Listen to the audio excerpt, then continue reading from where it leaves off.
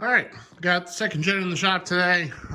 It's needed front brakes for a while, and as you'll see in a second, I've been pushing them off way longer than I should have, and that's just how it goes. I don't drive the truck every day.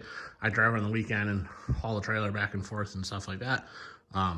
So I got brakes for it. I got pads for it. And as you can see, this side is not too bad and still has a little bit of meat left onto it. This side, sorry about the shadow, but you can tell here, it's been down to bare metal for a long time. And of course that means that there's, you gotta watch out for that brake dust, because it really does a number on your truck. But anyways, this side I had off or apart, I believe it was last year. I did ball joints on it. So this side should come apart pretty easy. If you've ever done, so I'll back up a second here. The earlier second gens, you have to pull out the wheel bearing to get the rotor off because it's captured. The newer second gens, like 01 and up, I believe, the rotor is a knockoff style, so it just slides on and off. So you got to pull the wheel bearing out of these. And if you've ever done any of these Dodge style front ends, and the Chevys had them too with the unit bearing in them, and you live in New England or anywhere where there's rust and salt, you know that they're a pain to get out. So I have a couple tricks that I'm going to show you on how to get them out and what I've found to work best. But for right now, we're just going to get everything torn apart here. We'll get the rotor, or sorry, the caliper off, hang it up out of the way. We'll start breaking everything free.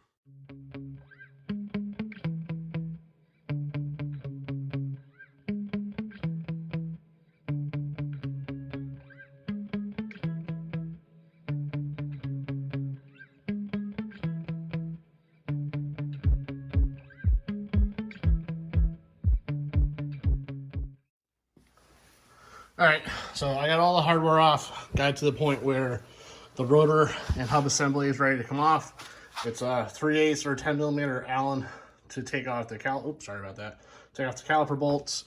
It's a 1 11/16 socket to take off your main axle nut.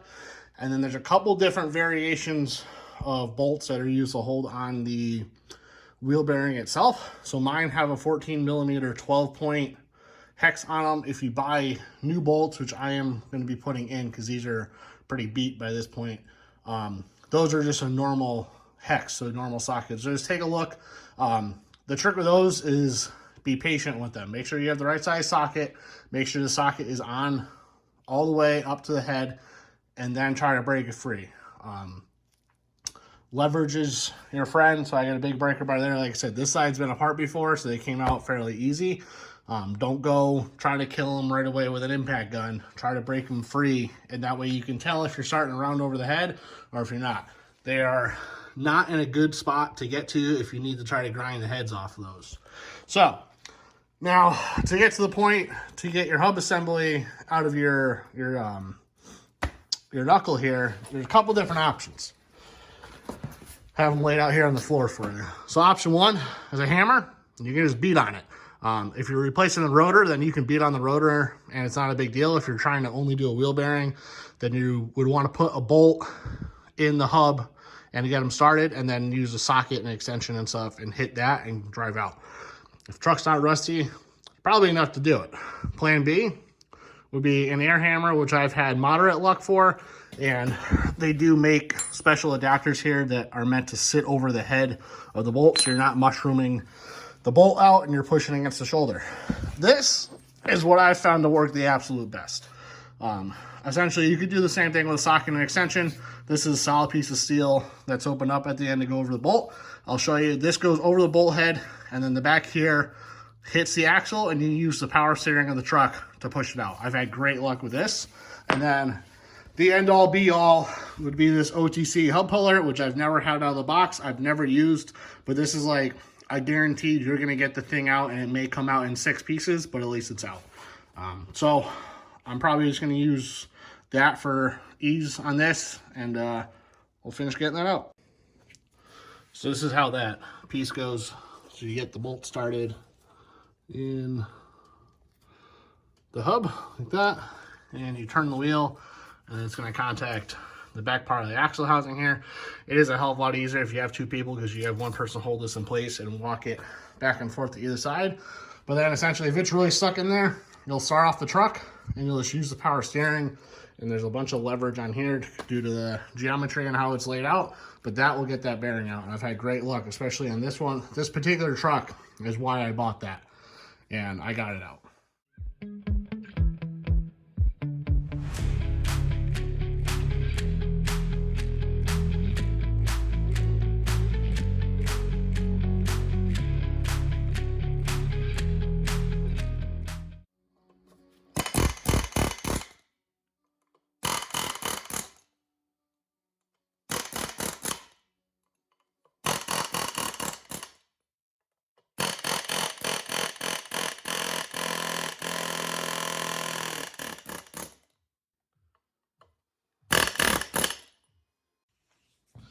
All right, so I started disassembling the hub from the rotor.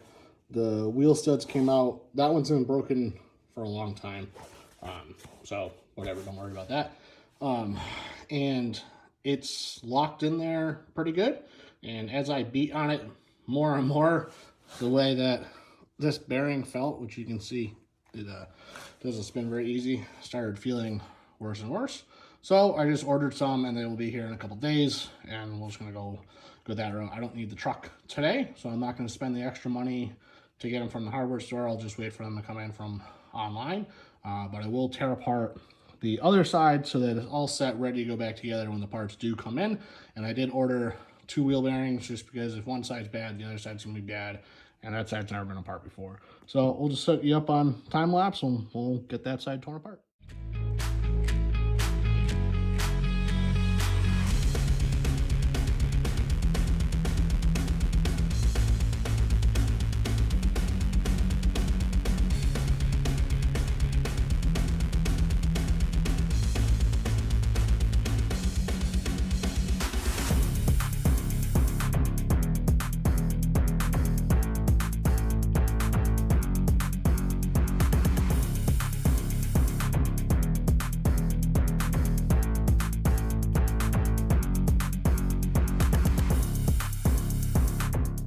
Three days later.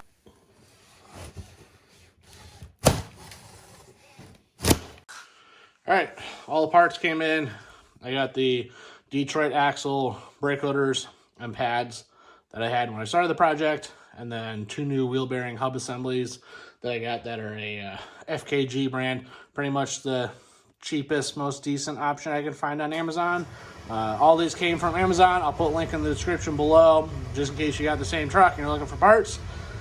The brakes and stuff was like $130 for 2 rotors and pads, and the bearings were like $75 each versus going to the parts store like $150 each. So I definitely cheaped out. It's just a plow truck. I don't drive it that much. I drive it when I need it, and I'm not looking to keep this thing forever. So let's get everything cleaned up and let's get these new hubs put onto the new rotors.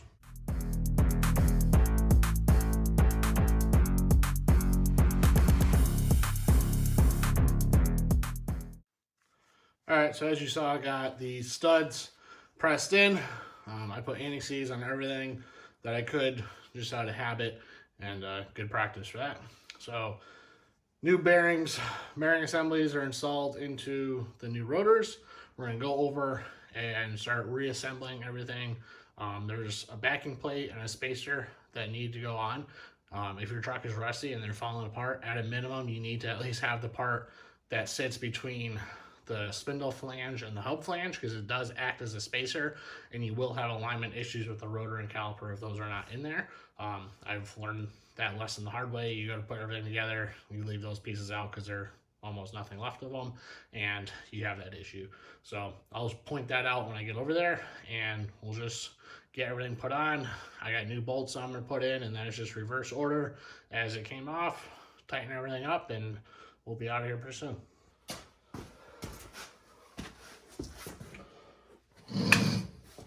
So I cleaned up all this, a wire wheel and a little flop wheel, just to make all that clean. This surface is anti-seize, so I'm not going to worry about doubling down with that. But I'll put some anti-seize in the threaded holes here instead of the bolts, just because it makes less of a mess. So take 2 bolts, stick them in there like that, and then this piece, that the actual dust shield itself, goes on first. Oops, this way.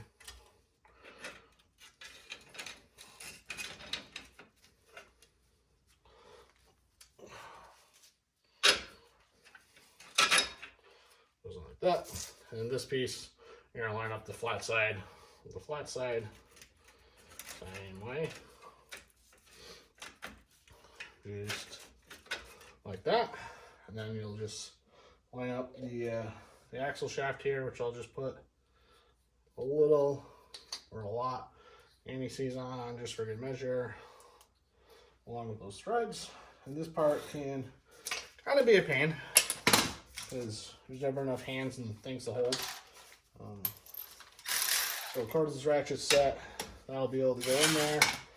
This can come up like this, line up the axle shaft, get that in line, wheel bearing, get in here.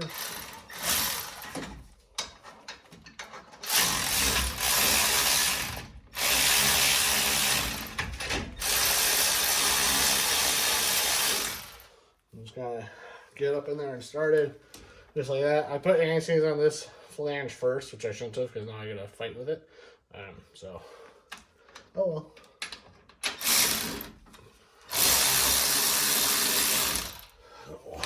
2 bolts started down here.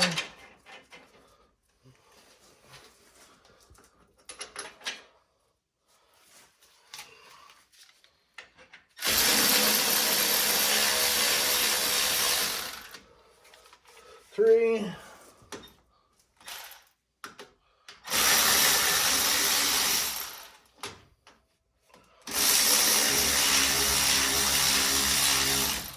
4.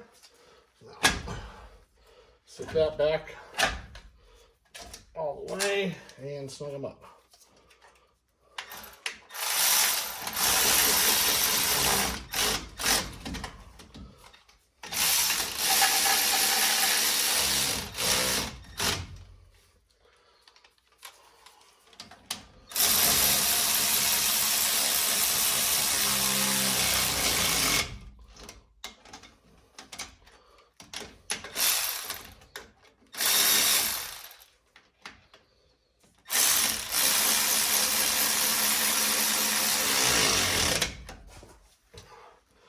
So, snugged up, and I'll put a ratchet on them and just kind of work them in by hand before they get torqued down, just to make sure everything is on and seated square.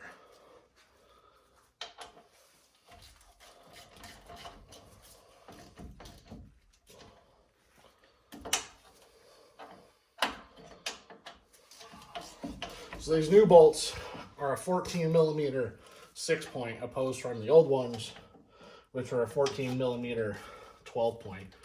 These also have a taller than normal head on them, and they are flanged. So they are definitely special bolts, and they're not the cheapest, but it's worth the extra 20-40 bucks or so just to not have to reuse all the old hardware.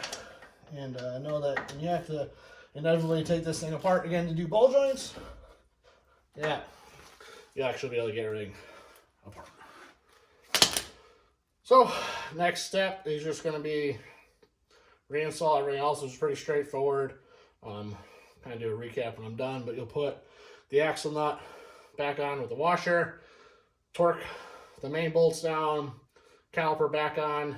Obviously, if you're doing new pads and new rotors, swap all that stuff over, grease up everything, torque everything down, and it'll be good. Second gens do have a spacer plate that sits on the passenger side.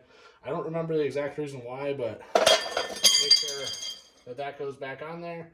And then when you're pressing in your studs, you just want to make sure that everything gets seated in all the way, just because otherwise you will have some slop in the rotor to your hub, and it'll walk back and forth, and you don't want that play. So if they're seated all the way in, it's nice and tight. I chose to use an air hammer to drive them in. You can beat them with a hammer and a punch. You can press them in.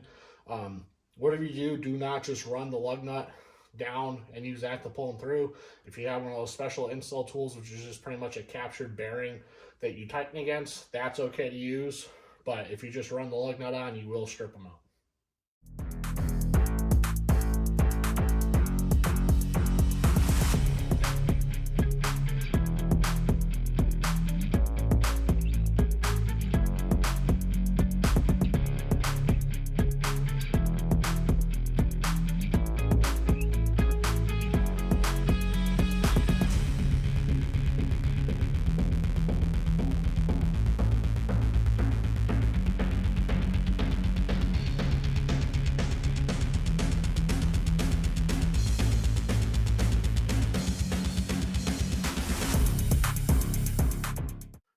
All right, so I ran into a couple issues.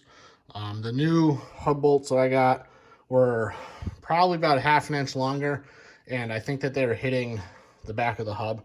So I had to cut those down before I installed them. I got those all cut down. The caliper piston was locked up, so I used a ball joint press with an offset cup to clear the brake hose. I got that freed up just because they're really, sometimes you can't get enough leverage with the C-clamp. And then to get the sliding pins out, if you have issues and they're seized in there, I take the bolt, slide it in there, and then use a little tapered pin set on the air hammer, and then just drive them out. And then the trick to get the rubber out is I just used a ½ inch drill bit on a cordless drill and just work it back and forth inside, and I'll just break it up just enough, and then you can pull it out from there. All right, this thing is done. Brakes are all set on both sides. We're going to ship this thing out the door. It's snowing right now, so may have to go out plowing in the morning. That's why it was a big rush to get this done. Definitely realized that the whole jack stand life is getting really old, and I'm going to be looking for a lift soon. Even if it's outside, it'll still be better than crawling around on the ground. So this is going out, and I think the next thing that's going to be coming in is hopefully Zach's short bed in a couple weeks probably, and we're going to start on getting that intercooler set up in that. So if that's something that you're interested in watching and you like other content like this, make sure to hit that subscribe button and stay tuned to the channel to see what else is going on. We got a lot of stuff going on this year, so hopefully there's a lot of cool stuff to show you. We'll see you later.